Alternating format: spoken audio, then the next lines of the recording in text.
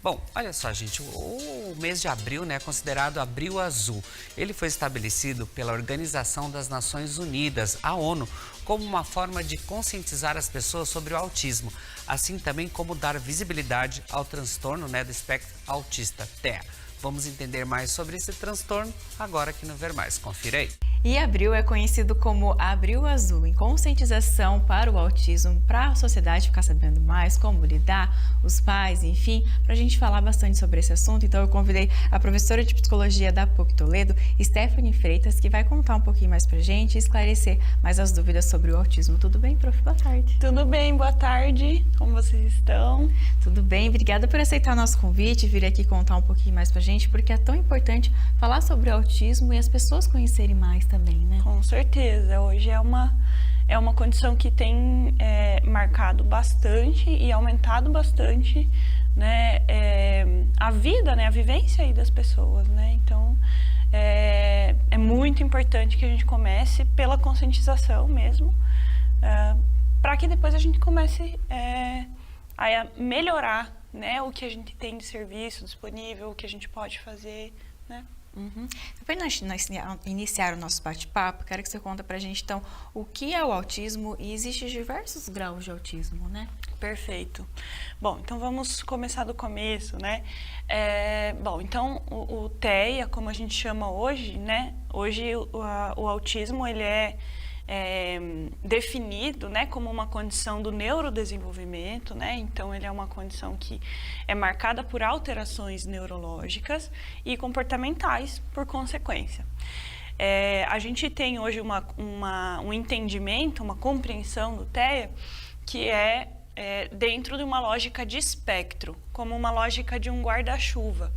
Então, quando a gente pensa num guarda-chuva, a gente tem uma série de condições que podem estar dentro desse grande guarda-chuva, mas que uma condição de TEA não precisa ter todas essas características, né? Então, a gente vai ter indivíduos com TEA que são extremamente únicos.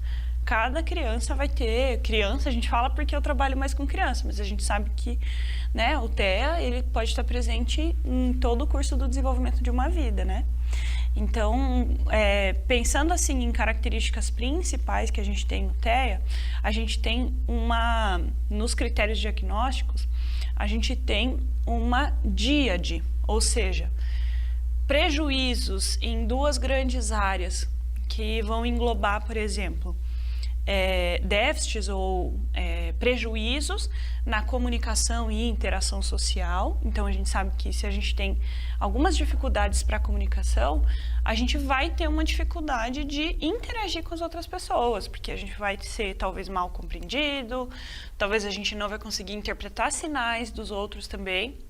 Então, a gente vai ter déficits na parte de comunicação e interação social e a gente vai ter também um segundo grupo, uma grande categoria de prejuízos também na área de interesses fixos ou comportamentos repetitivos, né? Então, a gente vai ter um pouco mais de rigidez em alguns aspectos comportamentais, que aí a gente vai ter bastante característica para discutir. Quando você pergunta sobre os níveis, né? Então, sim, existem níveis. Hoje a gente tem o CID, que é o manual que os médicos usam como base, mas também ele está de acordo, em sua grande maioria, com o DSM, que é o manual de transtornos mentais, onde tem as categorias, né? Os critérios diagnósticos mesmo, as características para uma determinada condição ser considerada como aquela condição que está em avaliação, né? Então, o DSM e o CID, eles vão trabalhar com essa perspectiva de descrever uma série de características.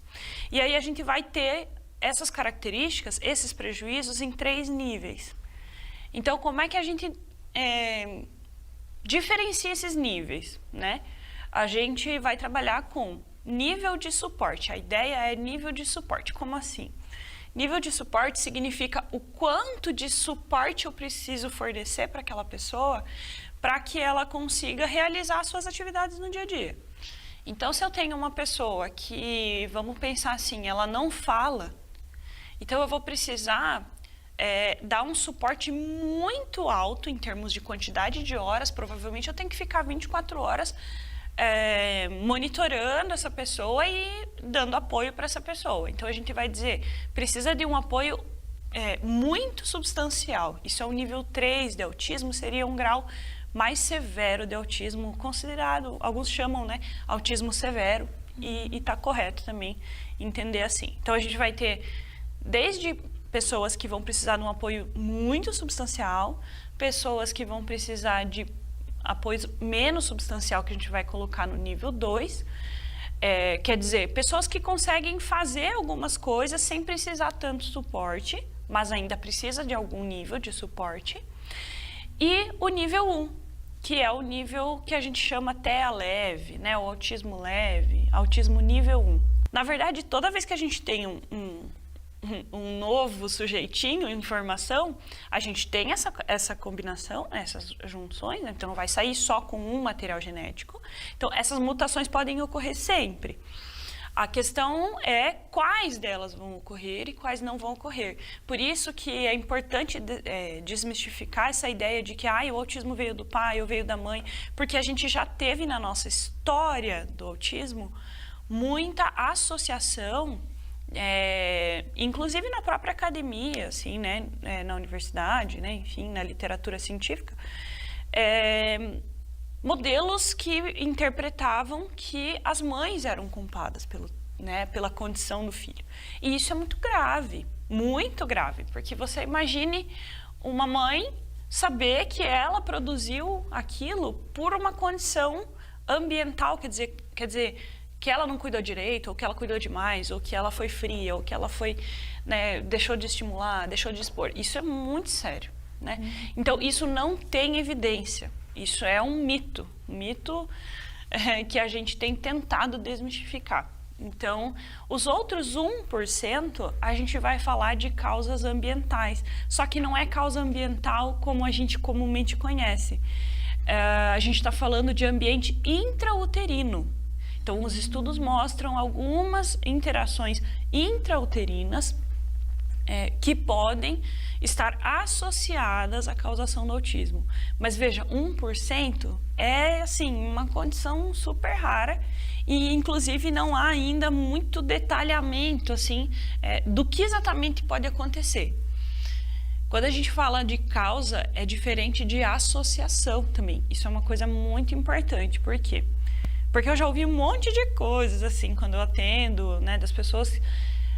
mas eu ouvi falar que se eu usar tal chá vai dar autismo. Se eu comer tal coisa vai dar tal autismo. O uso de agrotóxico, não sei o quê. Então, tem muita hipótese aí que é pseudocientífica, né? Quer dizer, não tem uma validade. Então, associações, quer dizer, coisas que foram encontradas em pesquisas como ocorrendo paralelamente, isso não significa que é uma causa a outra, isso é muito importante. A gente tem já correlações, né, ou associações, com uso de ácido valproico na gravidez, mas assim, isso é uma coisa que é muito delicada da gente dizer, não estou dizendo assim, mães, não usem ácido valproico. O ácido valproico ele é utilizado para questões de... ele é um anticonvulsivante, né? E também ele pode ser usado também para alguns casos de depressão.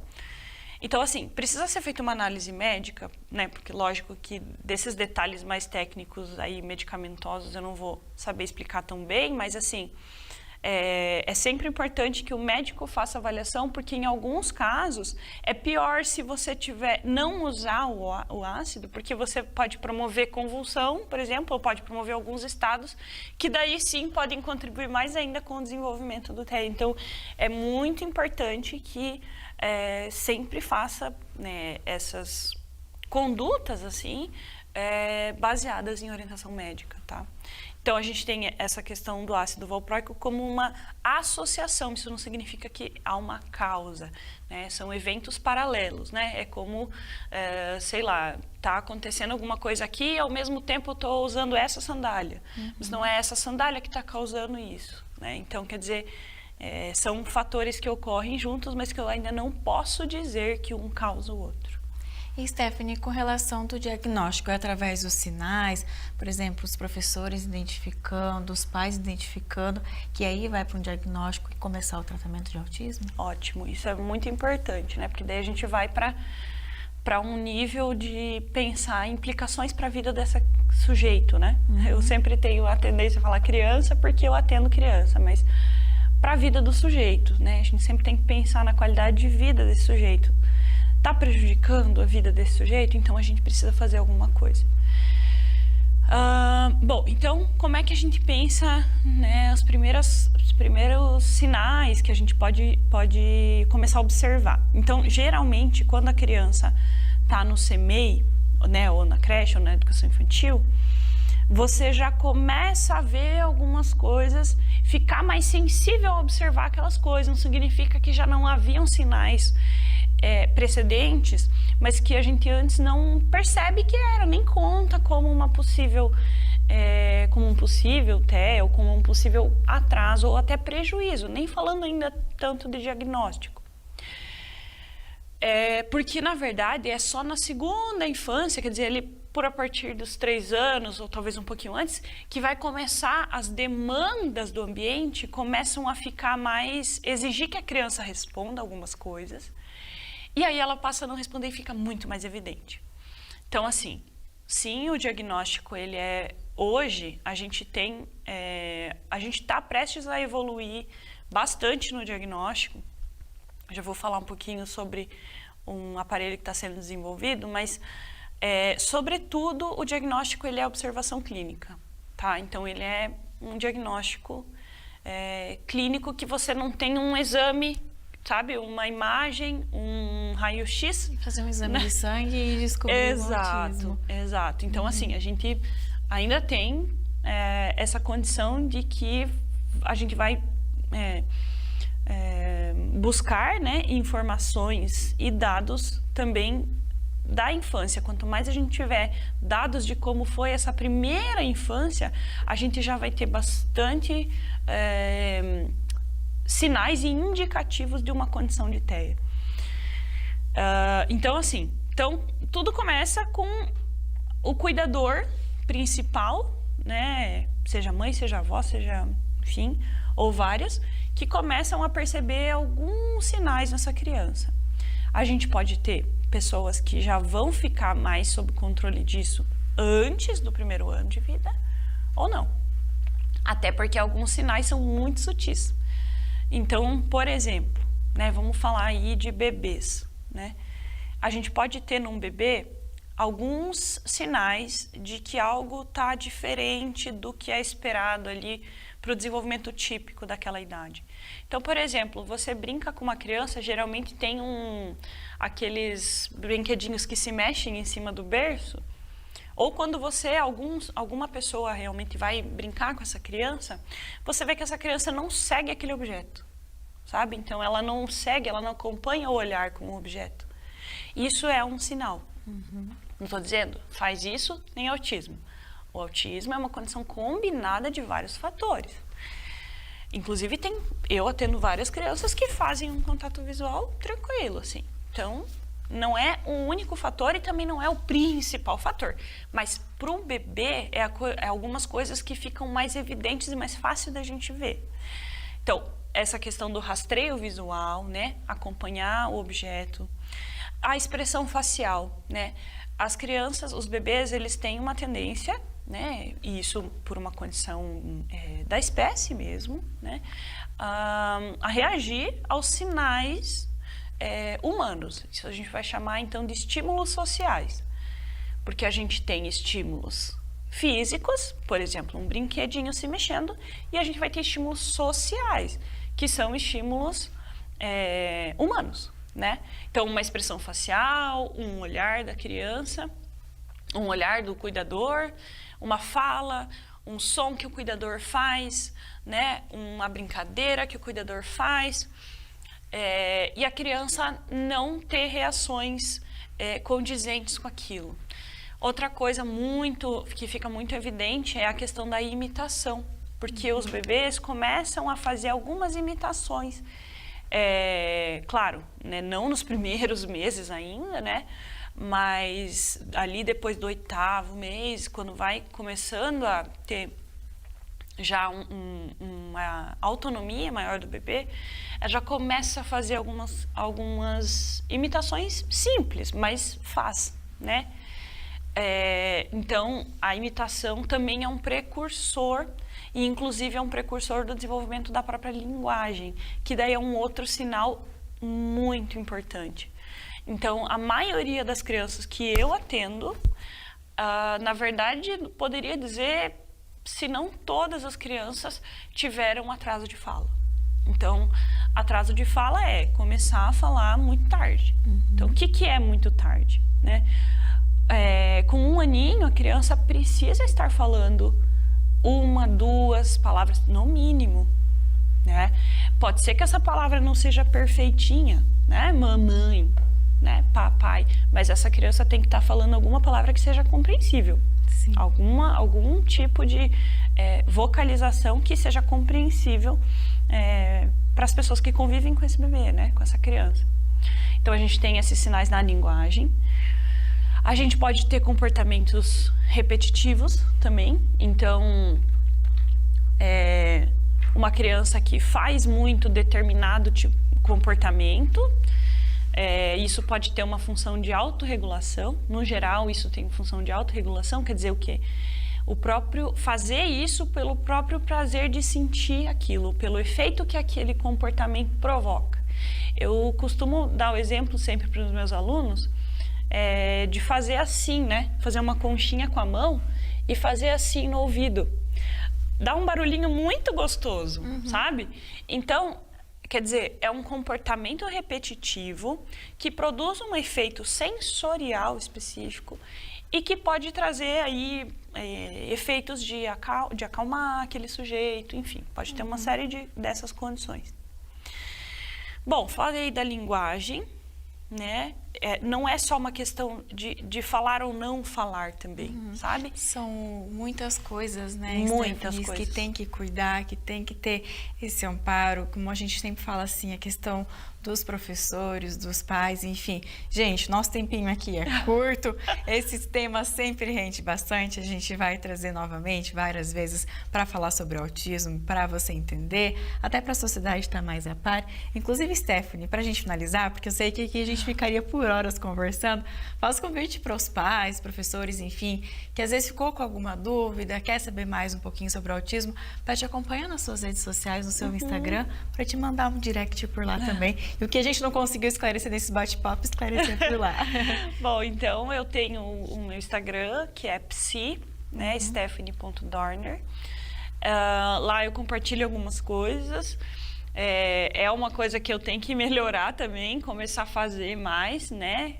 Como eu também sou professora e trabalho com a clínica, acabo tendo um tempo um pouco reduzido, mas eu tenho uma clínica de intervenção ABA, que é o padrão ouro para tratamento de autismo, né? Baseado em evidências.